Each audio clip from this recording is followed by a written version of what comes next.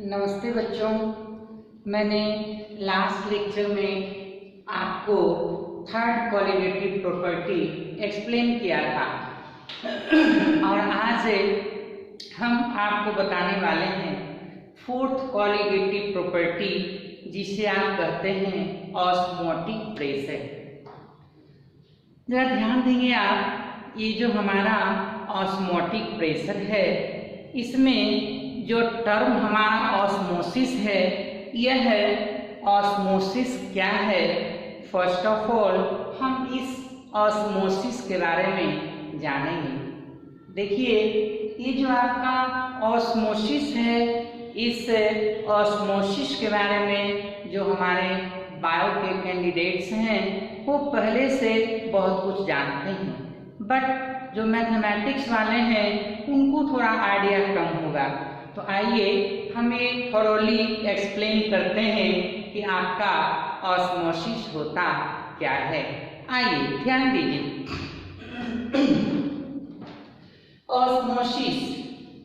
Osmosis represents the movement of the solvent particle.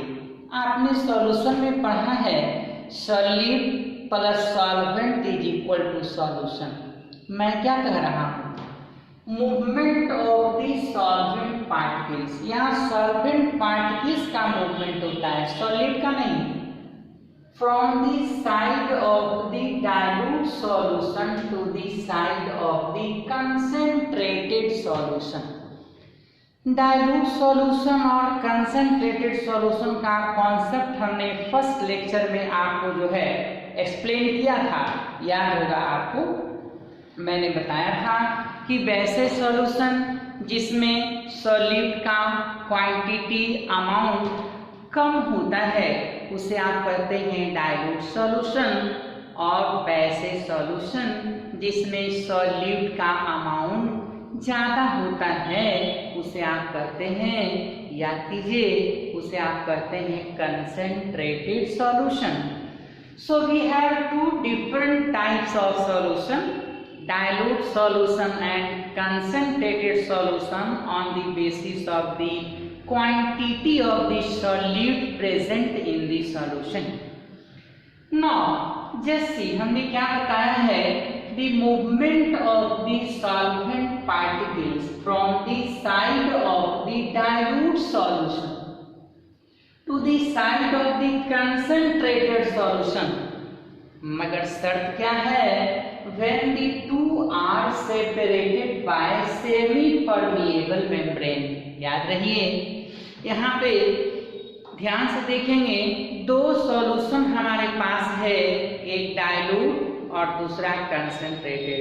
तो ये जो डाइल्यूट सॉल्यूशन है उससे हमारे कंसंट्रेटेड सॉल्यूशन की तरफ सॉल्वेंट का माइग्रेशन होगा और इसी माइग्रेशन को हम ऑस्मोसिस के नाम से जानते हैं। तो ध्यान देंगे हम ऑस्मोसिस के बारे में। ऑस्मोसिस क्या है, मूवमेंट है, किसका, सॉल्वेंट पार्टिकल्स का। कहाँ से कहाँ, from the side of the dilute solution to the side of the concentrated solution. Dilute solution से कंसंट्रेटेड सॉल्यूशन की तरफ जो सॉल्वेंट के पार्टिकल्स का माइग्रेशन होता है, मूवमेंट होता है, इसे हम ऑस्मोसिस के नाम से जानते हैं। ये देखिए हमारे पास है सेमी परमिएबल मेम्ब्रेन। ये सेमी परमिएबल मेम्ब्रेन क्या होता है, आप जरा इसे एनालाइज करेंगे। सेमी मतलब होता है आपका हाफ, जैसे सेमी सर्कल, सेमी गवर्नमेंट। तो ये जो आप सेमी वर्ड देखें वो होता है हाफ। परमिएबल, परमिएबल का मीनिंग होता है अलाउ करना, आने जाने के लिए। मेम्ब्रेन, वैसा मेम्ब्रेन जो हमारे कुछ पार्टिकल को अलाउ कर देता है आने जाने के लिए, उसे हम सेमी परमिएबल मेम्ब्रेन कहते हैं। जैसे देखिएगा, मैं आपको यहाँ पे बात करता हूँ कि semi permeable membrane represents the boundary surface that allows certain particles to flow through it। देख लीजिएगा, ये हमारे पास है डाइल्यूट सॉल्यूशन और ये हमारे पास है कंसंट्रेटेड सॉल्यूशन। आप समझ सकते हैं, ये जो अपना डाइल्यूट सॉल्यूशन है और ये जो अपना कंसंट्रेटेड सॉल्यूशन है, इस डाइल्यूट सॉल्यूशन और कंसंट्रेटेड सॉल्यूशन के बीच में सेपरेशन जो किया हुआ है वो एक मेम्ब्रेन से किया हुआ है और इस मेम्ब्रेन को हम सेमी परमिएबल मेम्ब्रेन के नाम से जानते हैं। ऑब्वियसली जब ये कुछ पार्टिकल को आने जाने के लिए अलाउ करता है, देन इसके पास क्या होना चाहिए मेरे भाई?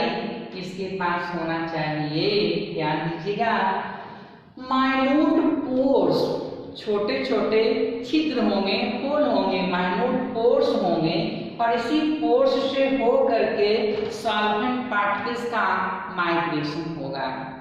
तो माय डियर, आपको यहाँ समझने वाली बात क्या है? सेमी परमिएबल मेम्ब्रेन वो बाउंड्री है, वो बाउंड्री सरफेस है that separates the two solution, जो कि दो सॉल्यूशन को सेपरेट कर रहा है और सर्टेन मॉलिक्यूल्स को माइग्रेट करने की इजाजत दे रहा है। तो हम कहने वाले हैं कि ये सेमी परमिएबल मेम्ब्रेन का हमारे लाइफ में कौन कौन से एग्जाम्पल्स हो सकते हैं? यू मे थिंक ओवर, हमारे सेमी परमिएबल मेम्ब्रेन में एनिमल मेम्ब्रेन भी हो सकते हैं और सिंथेटिक पॉलीमर भी हो सकते हैं। जैसे आपने नाम सुना सेलोफेन। ये सेलोफेन क्या है? यह सेलोफेन जो है वो आपका सेमी परमिएबल मेम्ब्रेन का काम करता है। यहाँ पर आपको जब डायलाइसिस का प्रोसेस होता है, ब्लड का प्यूरिफिकेशन होता है, वैसे पेशेंट के लिए जिनका किडनी फेल कर गया है तो वहाँ पर हम लोग सेलोफेन का इस्तेमाल करते हैं। तो ये है आपका आर्टिफिशियल सेमी परमिएबल मेम्ब्रेन। आपने देखा होगा जो है जोंक को, ये जो एक्वेटिक एनिमल्स हैं, तो देखिएगा जोंक को यदि आप रख देते हैं और उस पर नमक डाल देते हैं तो नमक डाल देने से क्या होता है? धीरे धीरे वो श्रिंक कर जाता है। क्यों? क्योंकि उसका जो बॉडी का जो आउटरमोस्ट लेयर है वो लेयर किसका काम कर रहा है? सेमी परमिएबल मेम्ब्रेन का काम कर रहा है। और चूंकि एनिमल के अंदर वाटर का परसेंटेज बहुत ज़्यादा है और ऊपर तो सॉल्ट ही सॉल्ट है, हाईली कंसंट्रेटेड है, तो उसके बॉडी से क्या होगा? वाटर जो है बाहर निकल जाएगा। तो ये जो मूवमेंट हुआ वाटर का, डाइल्यूट सॉल्यूशन हुआ उसका बॉडी और बाहर का सॉल्यूशन है कंसंट्रेटेड, तो अंदर से बाहर हमारे मॉलिक्यूल्स का माइग्रेशन जो हुआ है, इस माइग्रेशन को ऑस्मोसिस कहते हैं। और ये जो हमारा एनिमल का बॉडी सरफेस है, that body surface acts as the semi permeable membrane. तो आइए ये डाइल्यूट सॉल्यूशन और कंसंट्रेटेड सॉल्यूशन के बीच का हमारा जो यहाँ पर आपको सेपरेशन है, that separation is semi permeable membrane. और जब ये दोनों सॉल्यूशन सेमी परमिएबल मेम्ब्रेन से आपको सेपरेटेड होंगे और यदि सॉल्वेंट पार्टिकल का माइग्रेशन डाइल्यूट सॉल्यूशन की तरफ से कंसंट्रेटेड सॉल्यूशन की तरफ आता है, तब इसे कहा जाता है आपका ऑस्मोसिस। आइए, हमने ये जो आप राउंड राउंड देख रहे हैं इसको सॉल्यूट बताया है और ये जो आपका इस तरह का दिया हुआ है वो सॉल्वेंट बताया है। यहाँ सॉल्यूट का पार्ट ज्यादा है, इट मीन्स कंसंट्रेटेड हुआ, और यहाँ कम है, इट मीन्स से डाइल्यूटेड हुआ। और ये जो हमारा माइन्यूट पोर्स है, इस पोर्स के थ्रू आपका सॉल्वेंट पार्टिकल का माइग्रेशन होगा and is known as osmosis. आइए हम एक बार फिर से आपको इसे समझाएंगे। हमारा first colligative property relative loading of vapour pressure. Second क्या था, elevation in boiling point. Third क्या था, depression in freezing point. Fourth क्या है, ऑस्मोटिक प्रेशर। और इस ऑस्मोटिक प्रेशर में हम सबसे पहले जानने वाले हैं ऑस्मोसिस क्या होता है। आइए हम ऑस्मोसिस की बात करते हैं। ऑस्मोसिस वो प्रोसेस है जिसमें सॉल्वेंट पार्टिकल का माइग्रेशन होता है। किधर से किधर, डाइल्यूट सॉल्यूशन से कंसंट्रेटेड सॉल्यूशन की तरफ। और इसी को हम लोग कहते हैं ऑस्मोसिस। मगर शर्त यही कि ये दोनों जो डाइल्यूट और कंसंट्रेटेड सॉल्यूशन हैं ये सेमी परमिएबल मेम्ब्रेन से सेपरेटेड होना चाहिए। आइए अब हम टाइप्स ऑफ ऑस्मोसिस की बात करते हैं कि ऑस्मोसिस कितने टाइप का होगा। ऑब्वियसली ये 2 टाइप का होगा, 2 टाइप का होगा। ऑस्मोसिस को हमने क्लासिफाई किया है इंडो ऑस्मोसिस और एक्सो ऑस्मोसिस। नाम से ही पता चल रहा है, ये वर्ड आपको क्या रिफ्लेक्शन शो कर रहा है। आप देखिए, इंडो मीन्स अंदर, ऑस्मोसिस, ऑस्मोसिस अंदर होगा। इसका क्या मीनिंग है, देख लीजिएगा।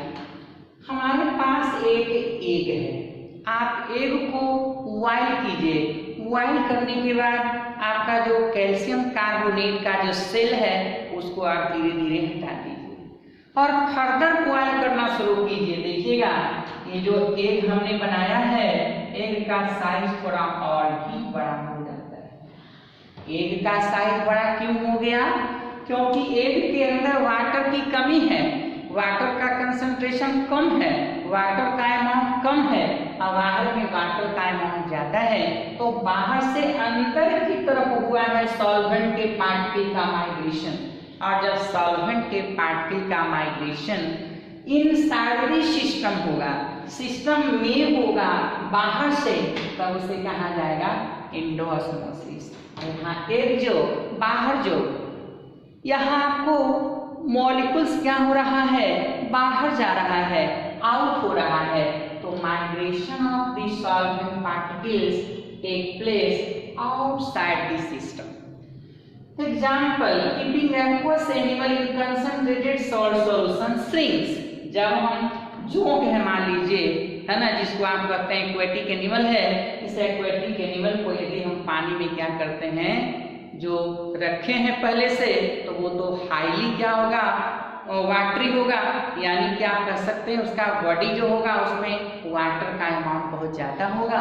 और जब कंसंट्रेटेड सॉल्ट के सॉल्यूशन में रख देंगे तो क्या होगा, अंदर से बाहर जो है वाटर माइग्रेट करना शुरू कर देगा और ये छोटा हो जाएगा। ये देखिए छोटा हो गया, श्रिंक कर गया। श्रिंक करने का मतलब क्या है, बॉडी के अंदर से बाहर गया है वाटर का मॉलिक्यूल्स, इसीलिए इसे कहा जाता है exosmosis. So I repeatedly tell you, we have 2 different types of osmosis. One is called endoosmosis and another is called exosmosis. In the case of endoosmosis, the movement of the solvent particles take place inside the system, but in case of exosmosis, the movement of the solvent particles take place outside the system. Now we have the most important point, osmotic pressure. What do you mean by osmotic pressure? You may think of it. सोचिए क्या करना है, ये है concentrated solution और ये है dilute solution. हम कंसंट्रेटेड सॉल्यूशन की तरफ इतना प्रेशर लगा देंगे, रिमेंबर, कंसंट्रेटेड सॉल्यूशन की तरफ इतना प्रेशर लगा देंगे कि डाइल्यूट सॉल्यूशन से कंसंट्रेटेड सॉल्यूशन की तरफ मूवमेंट का मॉलिक्यूल्स नहीं होगा। और जब मूवमेंट नहीं होगा मॉलिक्यूल्स का, तो जो मिनिमम प्रेशर आपने डाला कंसंट्रेटेड सॉल्यूशन की तरफ, उस प्रेशर को हम कहेंगे ऑस्मोटिक प्रेशर। क्या कहेंगे? ऑस्मोटिक प्रेशर क्या है? The minimum pressure exerted over the concentrated solution। इस कंसंट्रेटेड सॉल्यूशन की तरफ जो कम से कम हम प्रेशर लगाते हैं, वो प्रेशर यदि हमारे माइग्रेशन को ब्लॉक कर देता है, चेक कर देता है, रोक देता है, तब उस प्रेशर को हम कहेंगे osmotic pressure. Once more, osmotic pressure is defined as the minimum pressure exerted over the concentrated solution। काहे को? so as to prevent the osmosis, osmosis को रोक देने को, ऑस्मोसिस को चेक कर देने को, इसी को हम ऑस्मोटिक प्रेशर के नाम से जानते हैं। सो माय डियर, मैंने आपको ऑस्मोसिस सिखाया, ऑस्मोसिस का टाइप सिखाया और ऑस्मोटिक प्रेशर सिखाया। Now we have to go through the mathematical treatment, क्योंकि आप फिजिकल केमिस्ट्री में प्रॉब्लम तो जरूर बनाते हैं और इस प्रॉब्लम के लिए फॉर्मूला की जरूरत होती है। मैथमेटिकल ट्रीटमेंट करते हैं, हम ऑस्मोटिक प्रेशर कैसे कैलकुलेट करते हैं।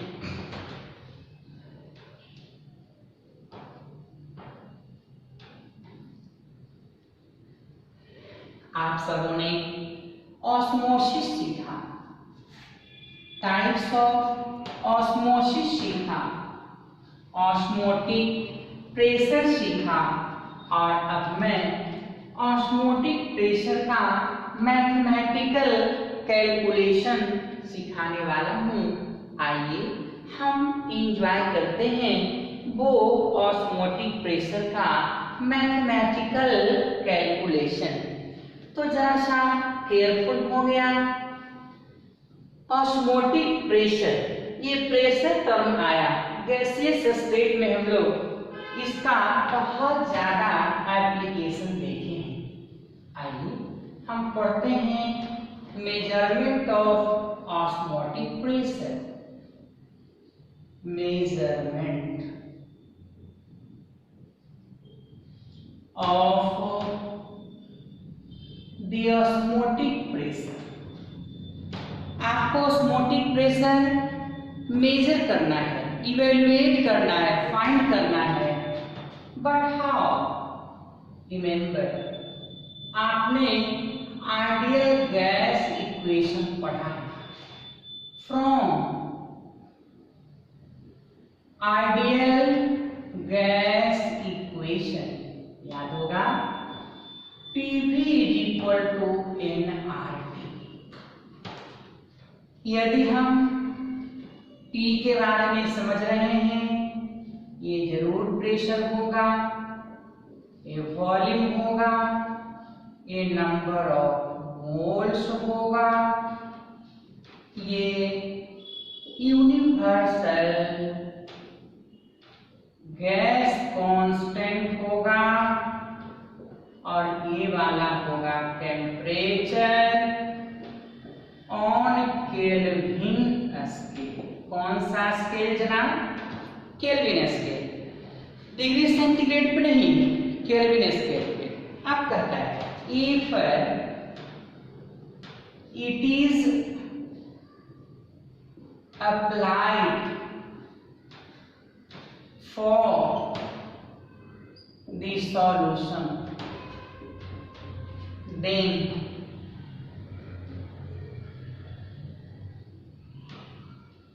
then P is replaced as pi, that is osmotic pressure। यदि हम P को सॉल्यूशन के फेज के लिए, वेपर प्रेशर के लिए जब हम लोग इस्तेमाल कर रहे हैं, तो मैंने केवल जस्ट P को रिप्लेस कर दिया है आपका पाई से, जिसे आप ऑस्मोटिक प्रेशर कहते हैं। और पाई इंटू V = nRT, और ये मेरे पास पाई है n पाई VRT। रिमेंबर, मोल पर यूनिट वॉल्यूम। यदि लीटर की बात हम करते हैं, ये क्या हो जाएगा, मोलरिटी हो जाएगा।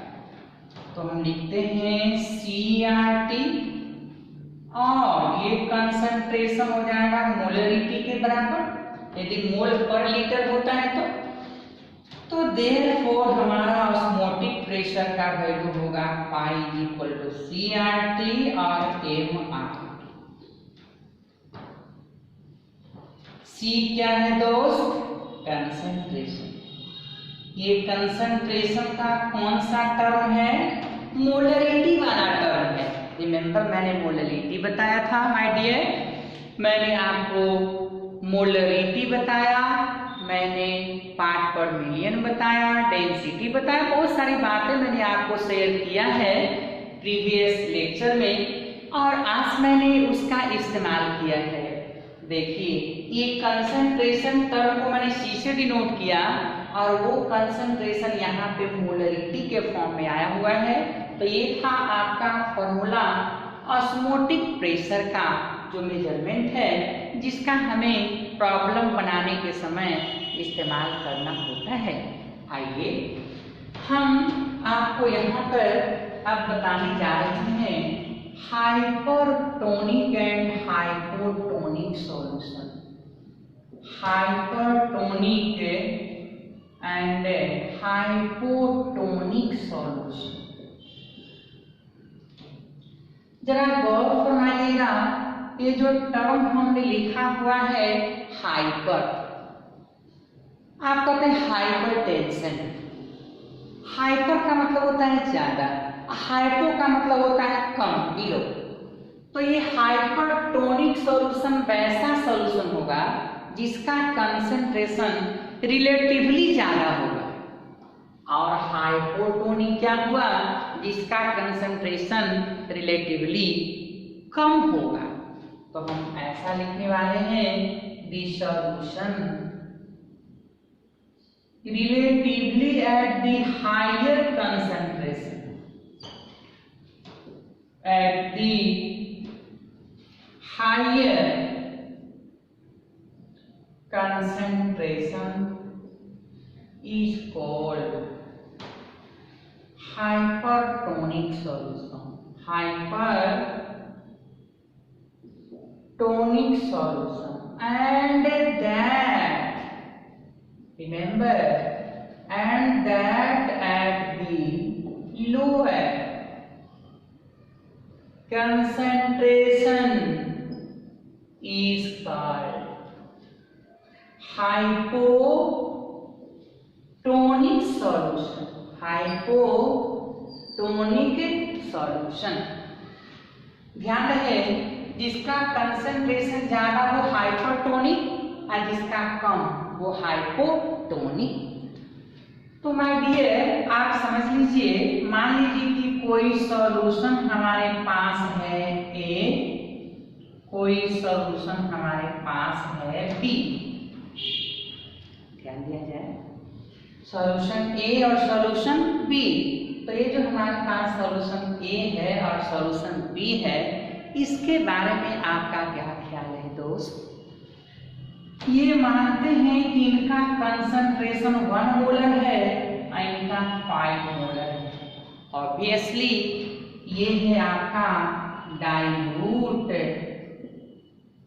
और ये है आपका कंसंट्रेटेड, यानी कि ये वाला हो जाएगा हाइपोटोनिक और ये वाला हो जाएगा हाइपरटोनिक। तो जो आपका यहाँ लिखा हुआ है वो कंपैरेटिव टर्म लिखा हुआ है, ये तुलना किया जा रहा है, कंपैरिजन किया जा रहा है। ए के 1 मोलर, बी के 5 मोलर, ये हाइपोटोनिक और ये हाइपरटोनिक। तो ये था हाइपरटोनिक और हाइपोटोनिक सॉल्यूशन के रिगार्डिंग जो हमने आपको बात किया। अब हम आइसोटोनिक सॉल्यूशन की बात करते हैं। देख लीजिए, हमने लिखा है आइसोटोनिक सॉल्यूशन। ध्यान दीजिए, आइसो टर्म आता है इक्वल के लिए और टोनिक का मतलब होता है कंसेंट्रेशन। जब कंसंट्रेशन क्या हो, इक्वल हो, आइसोटोनिक बोला जाएगा। तो आइसोटोनिक सॉल्यूशन किसे कहेंगे? जब दो अलग अलग कंसंट्रेटेड जो है सॉल्व सॉल्यूशन होगा, उनको जब लाते हैं पास में और सेमी परमिएबल मेम्ब्रेन रखते हैं, तो डाइल्यूट से कंसंट्रेटेड की तरफ हमारे मॉलिक्यूल्स का माइग्रेशन होता है। एक समय ऐसा आएगा कि माइग्रेशन रुक जाएगा, यानी कि दोनों तरफ का ऑस्मोटिक प्रेशर क्या हो जाएगा, इक्वल। तो हमारे मॉलिक्यूल्स का जो है एक्सचेंज नहीं होगा, सॉल्वेंट पार्टिकल्स का माइग्रेशन डाइल्यूट से कंसंट्रेटेड की तरफ नहीं होगा, और वो कंडीशन आइसोटोनिक कंडीशन कहा जाएगा। इट मीन्स दोनों तरफ का कंसंट्रेशन इक्वल हो गया, इट मीन्स दोनों तरफ का प्रेशर क्या हो गया, इक्वल हो गया। तो हम देखेंगे कि represent the solutions which when brought in contact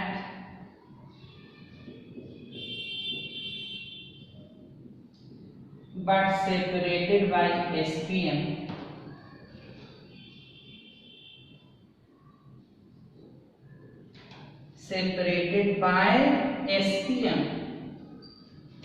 Isotonic solution represents the two solutions which when brought in contact but separated by SPM. No osmosis results. क्या मतलब हुआ? मतलब ये हुआ कि हमारे डाइल्यूट सॉल्यूशन से कंसंट्रेटेड सॉल्यूशन की तरफ सॉल्यूट के पार्टिकल्स का माइग्रेशन ना ही होगा, और जब नहीं होगा तो बोलेंगे आइसोटोनिक सॉल्यूशन, क्योंकि दोनों तरफ का प्रेशर क्या होगा, बराबर होगा। तो कहेंगे for the isotonic solution, isotonic solution pi 1 is equal to pi, osmotic pressure दोनों सॉल्यूशन का इक्वल हो जाएगा। और जब ऑस्मोटिक प्रेशर इक्वल हो जाएगा तो आपने फॉर्मूला लिखा है pi is equal to CRT। तो फिर हम इसे आगे बढ़ा सकते हैं, देखिए किस तरीके से। Therefore, pi 1 is equal to C1RT1, pi 2 is equal to C2RT2, equation number 1, equation number 2। For the isotonic solution क्या होगा, आप ध्यान दीजिए, पाई 1 पाई 2 इक्वल है तो C1RT1 is equal to C2RT2, R cancel. अब देखिए ना, हमें क्या सोचना है, यहाँ पर लिख देगा है मुझे C1 is equal to C1T1 is equal to C2T2। If T1 is equal to T2 then C1 is equal to C2। इसका मतलब जब टेम्परेचर कांस्टेंट रहेगा तो आइसोटोनिक सॉल्यूशन का कंसंट्रेशन भी क्या होगा, सेम रहेगा। और ऑब्वियसली कोई भी एक्सपेरिमेंट होगा यहाँ पे तो कांस्टेंट टेम्परेचर पे, दोनों साइड का टेम्परेचर हमारा कांस्टेंट होगा, तब उस कंडीशन में आपका दोनों का कंसंट्रेशन सेम होगा। इसको आइसोटोनिक सॉल्यूशन के नाम से हम लोग जानते हैं माय डियर। अब देखिए, ये जो आइसोटोनिक सॉल्यूशन है, आपको हाइपरटोनिक सॉल्यूशन है, हाइपोटोनिक सॉल्यूशन है, ये टर्म याद रखना है। ऑस्मोसिस क्या है, ऑस्मोटिक प्रेशर क्या है, उसका जो फॉर्मूला आपने बनाया है वो आपका फॉर्मूला क्या है, ये सारा टर्म आपको हमेशा ध्यान में बनाए रखना है। और अब हम आपको बताने वाले हैं यहाँ पर कि ऑस्मोटिक इक्विलिब्रियम क्या होता है। ऑस्मोटिक इक्विलिब्रियम क्या होता है, ये थोड़ा सा आपको ज्यादा अच्छा है समझने के मामले में, वो इसलिए क्योंकि ये टर्म थोड़ा बहुत आपको पहले से मालूम है। आइए मैं आपको यहाँ पे ऑस्मोटिक इक्विलिब्रियम की बात बताऊं। ऑस्मोटिक इक्विलिब्रियम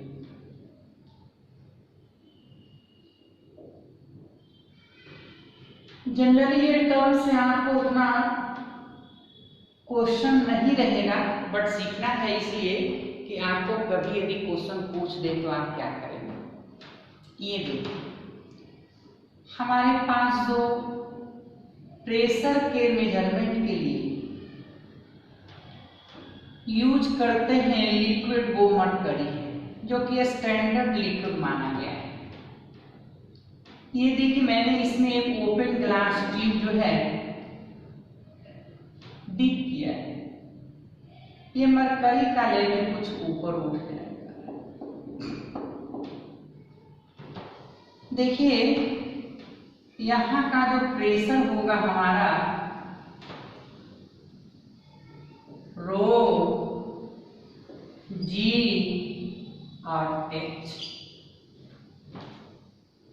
ये स्टैंडर्ड हुआ। अब यदि कोई लिक्विड, जैसे हम मान लीजिए वाटर ही ले लेते हैं, आपकी जाने पहचाने लिक्विड है, मैंने इसमें वही डायमीटर वाला, जो डायमीटर आपने यहाँ लिया है, वही डायमीटर वाला उसी लेंथ का आपने क्या किया, वो ट्यूब इसमें इमर्स किया है। क्या होगा, ये इसमें आएगा। ये देखिए, हमने इसको माना प्रेशर ऑफ लिक्विड, इसको माना प्रेशर ऑफ मरकरी। ये लिक्विड का जब लिखेंगे तो रो एल और जी आर इंटू क्या एच एल, तो हम लिखने वाले हैं एट ऑस्मोटिक इक्विलिब्रियम। नाम पता चल रहा है, ऑस्मोटिक इक्विलिब्रियम। ये दोनों प्रेशर इक्वल हो जाते हैं। It means PL is equal to PHG। It means rho L और जी और HL, यहाँ पे रो जी और HH, जी से जी कट गया जी। अब बोलिए जी, हमको मान लीजिए कि कैलकुलेट करना होगा HL या मरकरी के टर्म में। ये लिक्विड का हाइट दिया हुआ है, मरकरी के टर्म में, स्टैंडर्ड टर्म में हमको लाना है, तो कैसे लिखेंगे, रो एल HL और डिवाइडेड बाई आपका HHG। अब देख लीजिए, रो एल है लिक्विड का आपका डेंसिटी, यदि वाटर लिए हैं तो 1। ये हाइट ऑफ लिक्विड हमको दिया होगा, और देख लीजिए यहाँ पे डेंसिटी ऑफ मरकरी। तो ये सारा हम यूज करेंगे और उसके बाद हमारा क्या कैलकुलेशन आ जाएगा। देख लीजिए 13.6 ग्राम पर ml यहाँ पुट करेंगे। मरकरी वाले का डेंसिटी, वाटर वाले का डेंसिटी, ये हाइट दिया होगा, तो हमको मरकरी के टर्म में जो हम स्टैंडर्ड चाह रहे थे प्रेशर, उस टर्म में आपको प्रेशर कैलकुलेट हो जाएगा। यही है आपका ऑस्मोटिक इक्विलिब्रियम।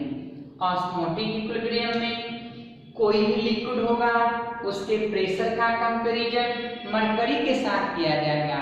फॉर्मूला रो जी एच लगा देंगे, जी जी कैंसिल, ये एक्सेलरेशन ड्यू टू ग्रेविटी है, और ये तो लिक्विड का डेंसिटी, लिक्विड का हाइट, मरकरी का डेंसिटी, ये वाली मरकरी का हाइट। मरकरी के टर्म में हमको लाना है, लिक्विड का हाइट दिया रहेगा, हम आराम से कैलकुलेट कर सकते हैं। So here is your all about the osmotic equilibrium. और मैं समझता हूँ कि अब यहाँ पे आपको क्वेश्चन बनाने का टाइम आ गया है, तो मैं इस पे जो क्वेश्चंस होगा वो अगले लेक्चर में आपको हम बनाएंगे, एक्सप्लेन करेंगे, आपको समझाएंगे।